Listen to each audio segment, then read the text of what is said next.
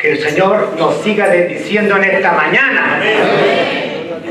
Con luz o sin luz, adelante en el nombre del Señor. Amén. Mi amada esposa, ¿me darían mis lentes? Sin luz no vemos y sin lentes menos. Cuando pasamos los 25 pasa esto. Eso sí. Bueno, muchas veces, al menos en esta ocasión, cuando hablamos de la Reforma Protestante o hablamos de nuestra iglesia chilena, aquí podríamos estar 40 horas y nos faltaría tiempo. Así es. Pero quiero hacerlo breve, solamente en 2 horas. No. ¿Cuánto me dijeron? ¿20 minutos? Bueno. Más que hablar de Martín Lutero, voy a hablar de toda la Reforma Protestante y de nuestra iglesia chilena evangélica, carismática y pentecostal, que abarca todo este núcleo.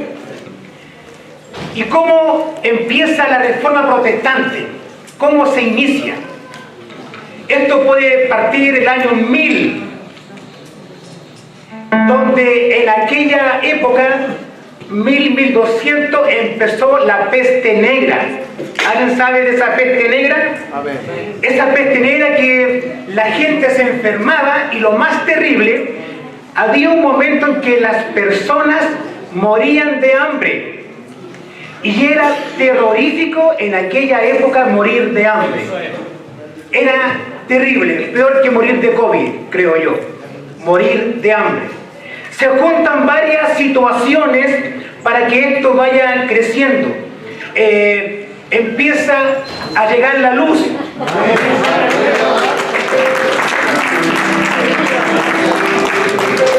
Empieza una decadencia moral en algunas tendencias de la jerarquía del clero. Se inicia una clara devoción por la vida espiritual, la vida de acercarse al Señor. Es bueno orar, nos hace bien orar, nos hace bien orar. Así es. Porque la conexión con el Señor, y en aquel instante de la oración, ¿van a pasarme el micrófono? Todavía no. No. Voy a continuar. Y en esta junta de diversas situaciones que ocurrían en aquella época, empieza el humanismo, el renacentismo, los pensamientos filosóficos y muchas cosas que empiezan a darse en ese momento. También la ciencia empieza a aumentar. ¿Quién ha escuchado de la penicilina y estas cosas? Empiezan las cruzadas en esta época, a donde iban a pelear en el nombre de Jesucristo. Posteriormente, en Alemania, fundamentalmente, hay una revolución campesina. Yo, como chileno, como alemán, quiero trabajar en mi propio campo, quiero que mi campo crezca, quiero plantar choclos, tomates, y que mi hacienda pueda crecer. Y de ahí surge, adivinen qué, el capitalismo. Pasado el tiempo, empezamos a llegar al año 1400, 1500. Empieza un movimiento espectacular. Ya se había juntado mucha leña para encender este fuego reformista. Y ocurren en este periodo 3 reformas. La nuestra, en cierta manera, que es la reforma protestante, que se inicia en Alemania, en Suiza y en Inglaterra. Después, en un lado más bautista, en un lado más radical, la reforma radical como tal. Y por supuesto, cuando la iglesia del Señor se pone en pie, empieza a orar, empieza a trabajar, ¿qué pasa con el enemigo? Empieza a hacer de la suya. Nos corta la luz. Me cortó el PowerPoint, me está llegando. Y se inicia la contrarreforma.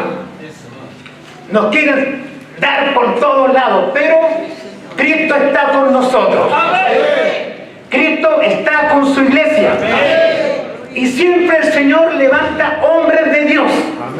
Siempre a través de la historia el Señor levanta hombres de Dios. Levantó a Juan Hus en Inglaterra, que decía que el Evangelio es de Cristo. Levantó a William Tyndale. A él gracias hoy tenemos la Biblia impresa, porque él fue el que inició la impresión de la Biblia en Inglaterra. Y por supuesto nuestro amado hermano Martín Lutero, que hacía énfasis en la sola fe, en la sola gracia, en la sola escritura, en que solamente es a Dios la gloria y la honra. Por supuesto, en este momento reformista también nacen otros hermanos poderosos en la palabra del Señor. Pedro Baldo, Jacob Lefebvre, el francés, que ya en el 1400 hablaba de la justificación por la fe. William Tyndale, Juan Wycliffe, Juan Calvino, el que redactó esta gran obra cristiana evangélica, habla de la reforma dentro de la iglesia. La Biblia debe expandirse, decía William Tyndale, la Biblia debe expandirse.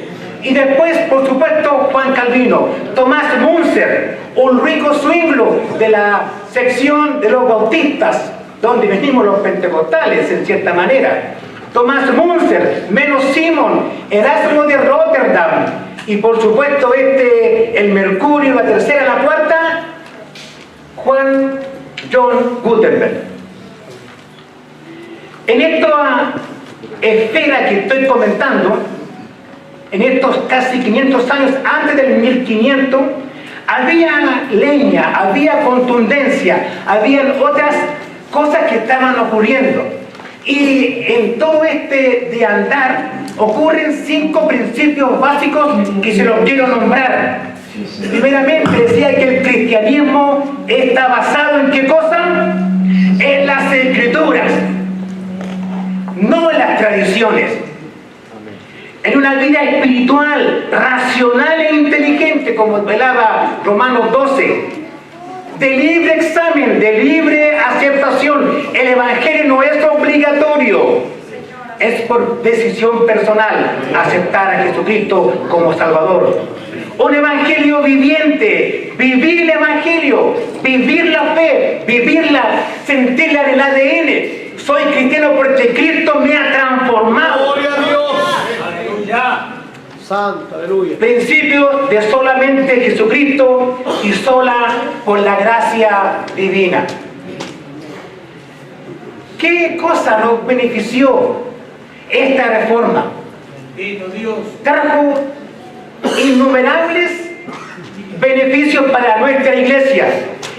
Lo que hoy día todavía se pelea: libertad de conciencia, libertad de expresión.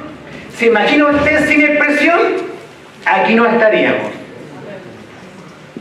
Se impulsó la democracia, porque ya los emperadores, los feudalistas estaban quedando a un lado. Ahora hay que elegir qué es el presidente. Se empieza a desarrollar las ciencias. Cuando surge la penicilina, la aspirina, estas cosas, bueno, es porque antiguamente un científico que hacía una idea lo mataban. Hoy día no, hoy día, cierto, esto se abre a esta ciencia. Empieza la educación para todas las personas.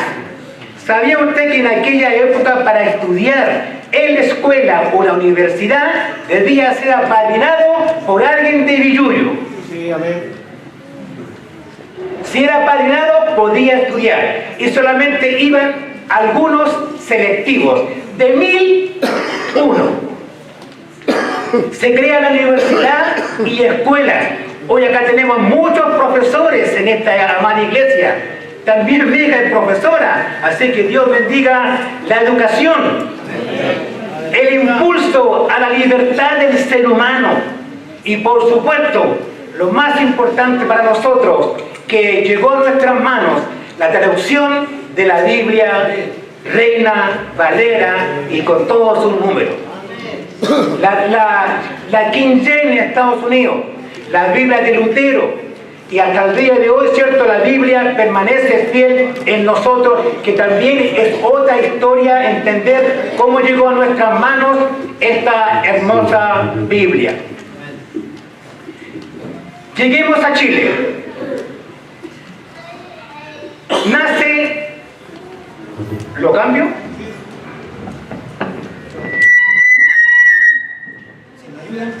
Puntos.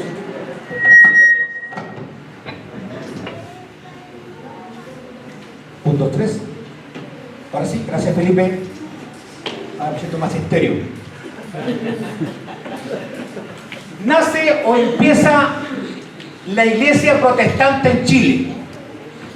La llegada de los misioneros con el propósito de evangelizar a los chilenos, usando con frecuencia la educación como medio.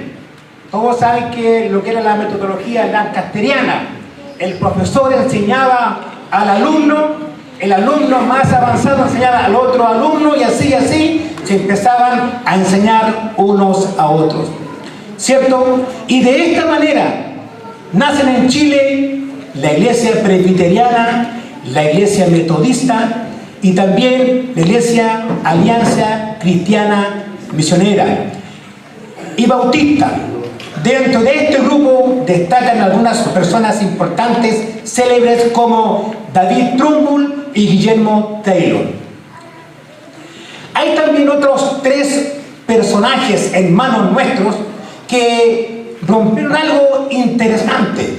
Diego Thompson, que él fue con su esposa amada, fundaron el Liceo 1 femenino que está ahí, que hoy se llama Javiera Carrera.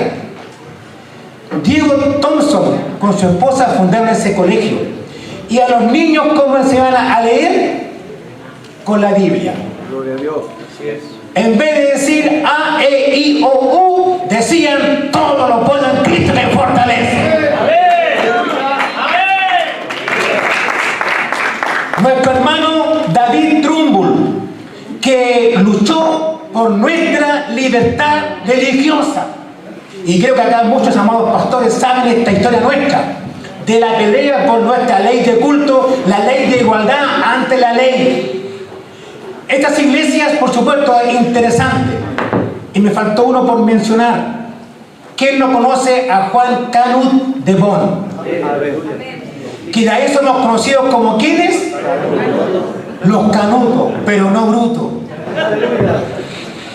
Estas iglesias se asentaron mayormente, muchas gracias, en la emergente burguesía urbana. No era para la pobla. Estas iglesias, cierto, crecientes de la vida reformista, bautista, metodista, episcopal, luterana, anglicana, eran solamente, como decía mi amigo Salo Reyes, de Paz Italia para arriba. Y la naciente clase media en el campo lo hacía a través de la iglesia anglicana con los mapuches. Y también con los mapuches solamente algunas cositas, porque esto solamente era para los intelectuales.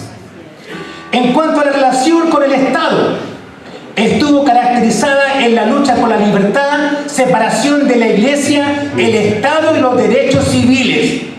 Lucha que se originó en una alianza entre protestantes, masones y radicales, cosa media rara. En esta lucha fue decisivo el aporte de David Trumbull, cuyo dominio bíblico los sorprendió. Manejaba muy bien la Biblia, los pasajes bíblicos, sabía moverse de un lado para otro, y esto causó como algo atrayente para el ámbito político de aquella época. Así, el protestantismo en esta época tuvo un impacto significativo en la sociedad, pero lamentablemente no logró arraigarse como movimiento religioso. Y viene también un periodo triste, un periodo raro, oscuro. Una cosa interesante pero cruel. En aquella época, en Chile, para ser chileno legalmente se necesitaba estar bautizado por la Santa Iglesia Católica Apostólica Romana, ya que ellos llevaban los registros de nacimientos y defunciones. Si esto no ocurría, era notorio el concepto guacho. De ahí viene la palabra guacho. Cuando uno no era bautizado en el ámbito católico, no era presentado, no quedaban los registros, era un guacho, era uno sin nacionalidad.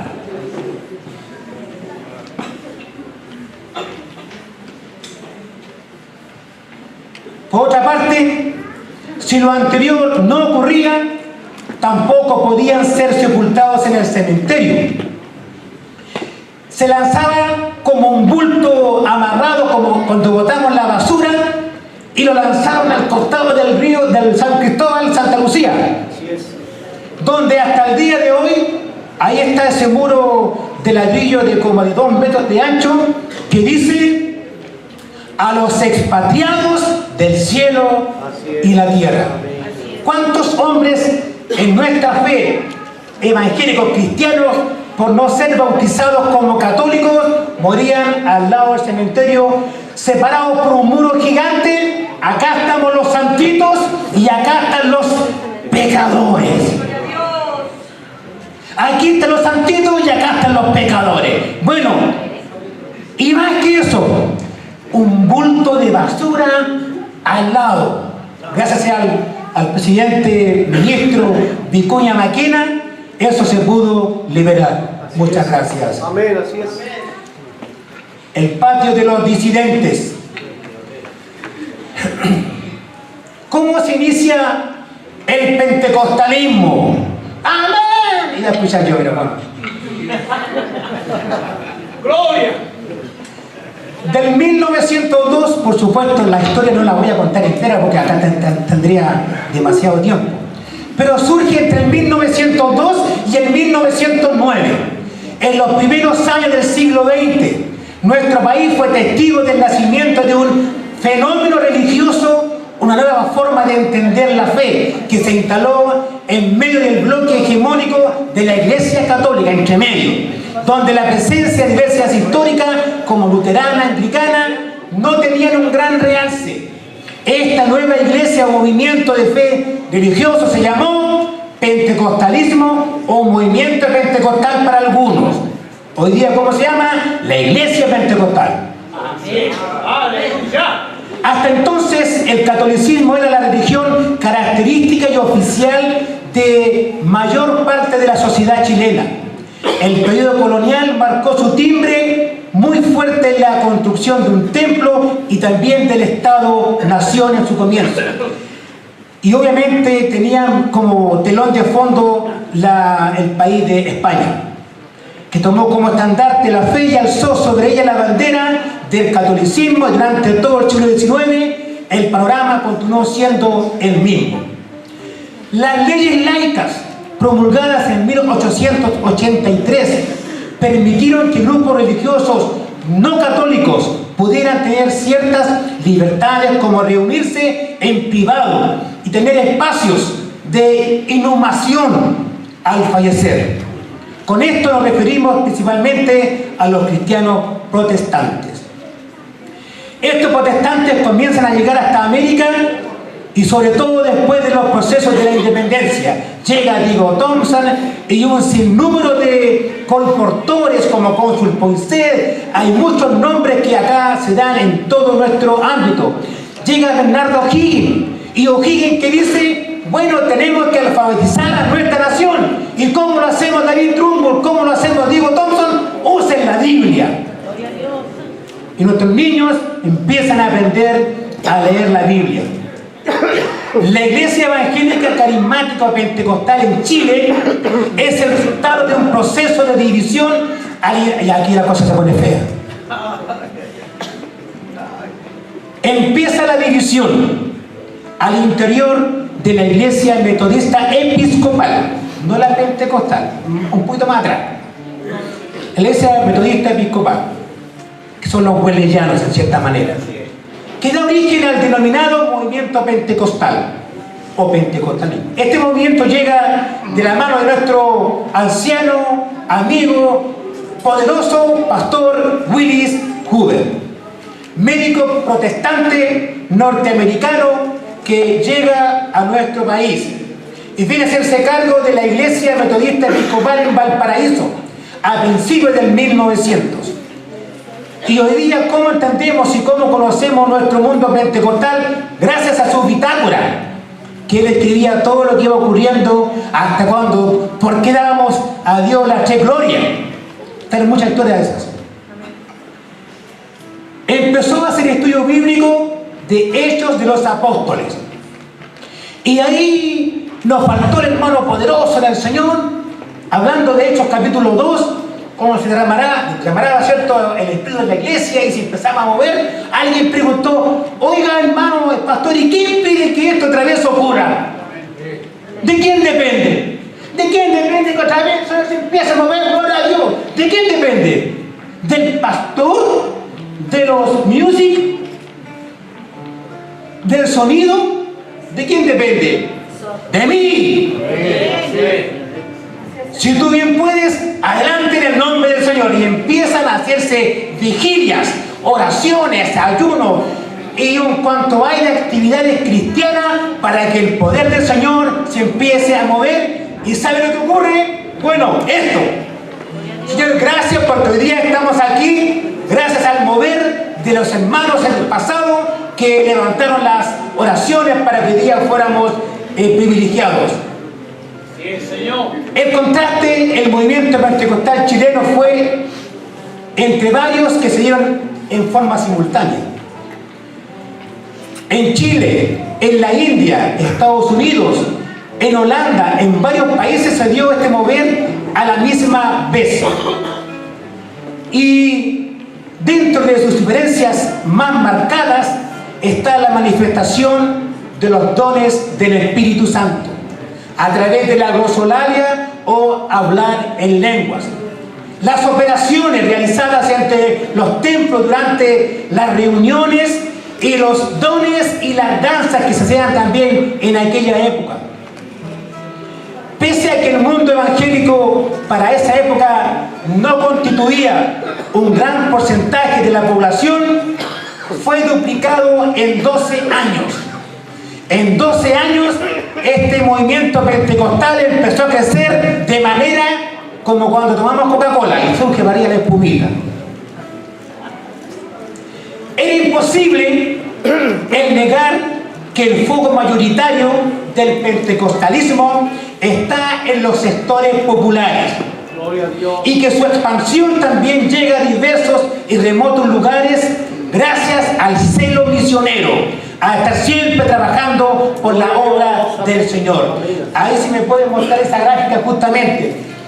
Ese ha sido el avance de nuestra iglesia chilena en Chile. Señor, muchas gracias porque estamos creciendo, pero la pena aún no ha terminado.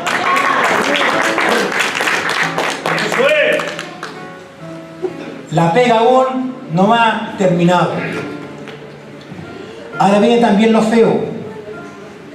La crisis, la irrupción del pentecostalismo criollo. Ni la iglesia católica, amigos de los políticos,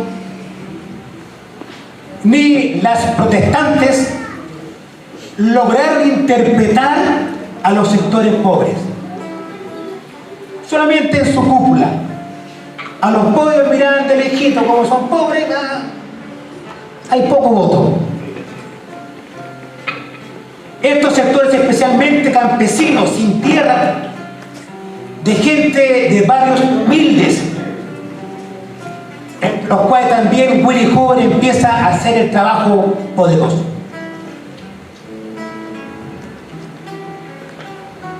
Comienza la división de nuestra iglesia pentecostal en Chile. Tampoco les voy a comentar todo lo que pasó, pero sí al menos voy a darles 3 índices de lo que pudo haber ocurrido. ¿Por qué ocurre el quiebre?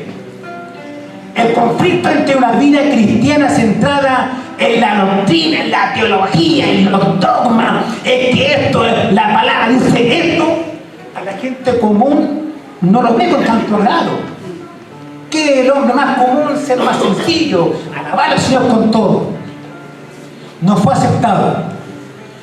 Ese conflicto entre las clases cultas y las clases menos cultas. Y también otra cosa donde la iglesia naciente no fue capaz de tomar las riendas para poder trabajar. Alguien por ahí dijo, un profesor cura católico, Vergara, dijo: esta es la segunda reforma. Y por varias razones se empieza a dividir la iglesia. Se divide por ámbitos monetarios, por nuevos liderazgos, ocurre un quiebre. Y tal vez, a Dios gracias, este quiebre ha sido posible para que nos extendamos hasta Punta Arenas y el norte. Puede ser algo malo, y tomando el vaso medio lleno, así también logramos alcanzar que el Evangelio llegue a todo lugar. ¿Cuánto me queda? Sí. La Iglesia Evangélica Viva, 1990 hacia adelante. Grandes líderes cristianos, muchos que están hoy día en la presencia de Dios, como hablábamos delante con el apóstol Hugo. Algunos aún viven. Estos guiados por Dios para seguir abriendo camino por el progreso del Evangelio, trabajaron para que hoy podamos disfrutar con cierta tranquilidad en cuanto a la igualdad ante la ley. Tras el golpe militar del 73, los evangélicos irrumpen como nuevo actor público. Aquí está presente la Iglesia Evangélica Chilena. Y se hace el primer Te Deum evangélico en la Catedral de la Metodista Pentecostal, donde la frase más importante fue: con o sin ley, seguiremos predicando el Evangelio. Gloria a Dios. Y queremos igualdad ante la ley.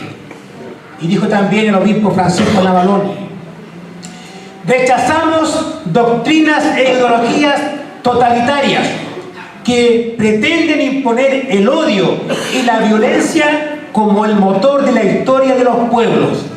Pero con la misma vehemencia también rechazamos la venganza por medio de corrección. La iglesia empezó a revitalizarse.